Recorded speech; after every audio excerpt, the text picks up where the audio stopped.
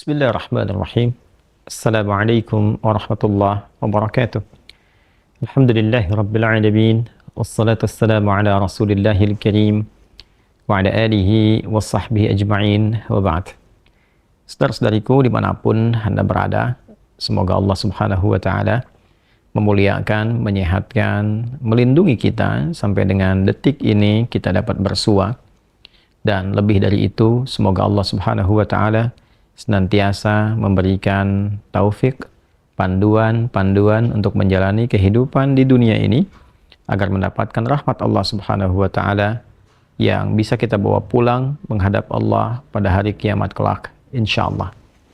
Teman-teman, malam ini di tanggal 26 Oktober 2023 Masehi, edisi spesial yang biasanya kita membahas Aqsa dengan cukup panjang. Kali ini kita ingin berbagi pesan yang sangat singkat.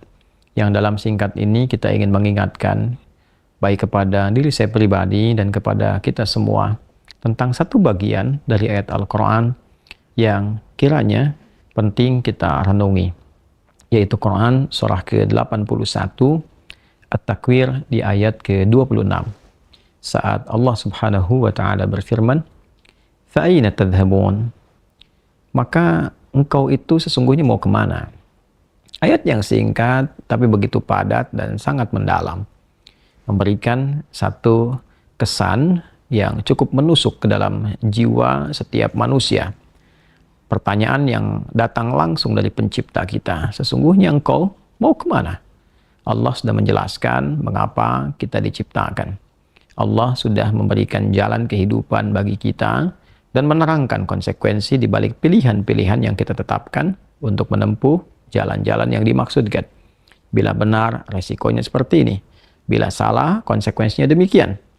Maka, di antara sekian manusia yang telah mengetahui semua konsekuensi itu, terkadang masih mengedepankan bujukan-bujukan atau bahkan pengaruh-pengaruh nafsunya agar bergeser dari nilai-nilai kebaikan, bahkan nilai kemanusiaan yang telah Allah tetapkan.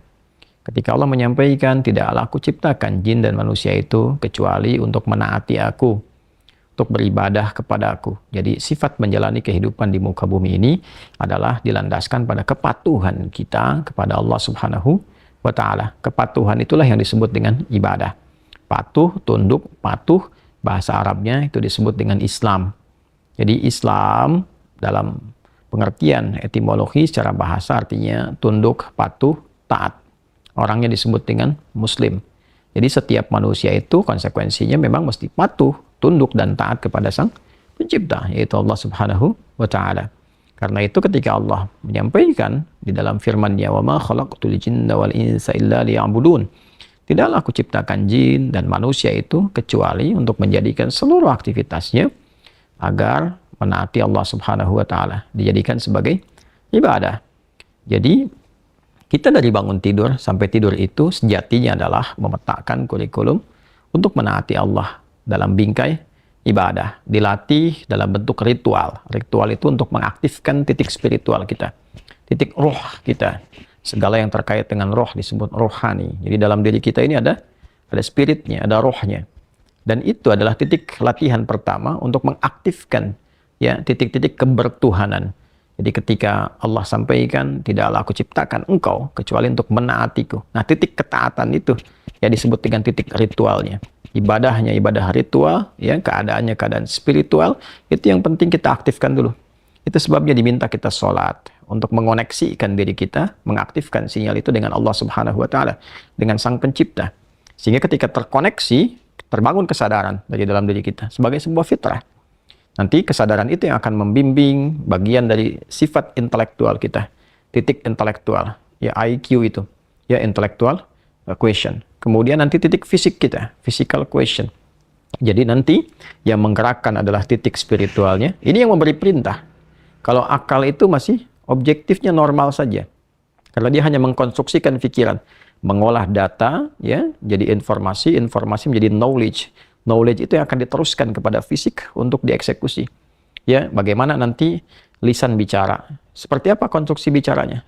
mengatur katanya bagaimana, memilihnya seperti apa, menjelaskannya bagaimana. Tapi perintah untuk melakukan itu sumbernya dari sini. Ya, dari titik terdalamnya. Di dalam itu cuma ada dua. Ada jiwa takwa, ada jiwa fujur. Fa'alhamaha fujuraha wa taqwaha. Maka di dalam diri manusia itu, di titik paling dalamnya itu, ada nilai kebaikan, disebut dengan takwa, karakter moral kebaikan. Ada yang buruk disebut dengan fujur. Nama lainnya disebut dengan nafsu. Karena dari fujur keluar su, melewati nafas. Nafas ketemu su, jadi nafsu. Quran surah ke-12 ayat 53. Wa ma ubarni'un nafsi innan nafsa la'ammaratum bisu illa ma rahima rabbi. Maka semua tindakan kita, menatap, mendengar, berbicara, bertutur, sampai dengan berjalan, ujung kepala sampai ujung kaki, yang kita jadikan sebagai bagian dari perangkat beraktivitas itu, semua tatanannya, perintahnya, kalau tidak dari takwa, adalah dari fujur. Kalau bukan dari sifat baik, sifat buruk yang bersumber dari nafsunya. Maka semua kegiatan yang kita desain dalam setiap hari itu, kita tata. Dan Allah tanya, baik, engkau untuk apa bekerja? Ya Allah, saya ingin mencari rezeki. Baik, bagus. Untuk dapat uang. Setelah dapat uang mau kemana? Pengen kaya. Setelah kaya mau ngapain? Beli ini, beli itu. Setelah itu mau ngapain? Ditanya terus sampai ujungnya. Fa'aina tadhhabun. Sampai ke titik puncaknya. Kalau kamu sudah meraih apa yang kamu inginkan itu, harta sudah banyak, terkumpul, sudah mewah, rumah sudah megah, mobil melimpah, hidup juga kaya begitu rupa, terus mau ngapain? Ya. Maka orang-orang yang bingung pada akhirnya dia mencari-cari ketenangan. Akhirnya balik lagi, sudah kaya segala rupa, cuma cari ketenangan, akhirnya balik lagi ke desa, nyewa gubuk, nanam kangkung, nanam cabai. Terus kalau memang dengan seperti itu bisa bahagia, kenapa selama ini kerja keras mendapatkan sesuatu yang dikumpulkan? Balik ditanya.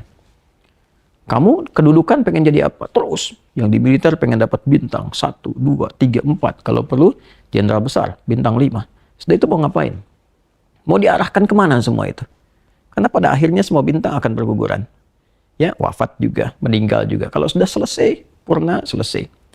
Demikian yang punya ilmu, punya jabatan, macam-macam. Mau diapain?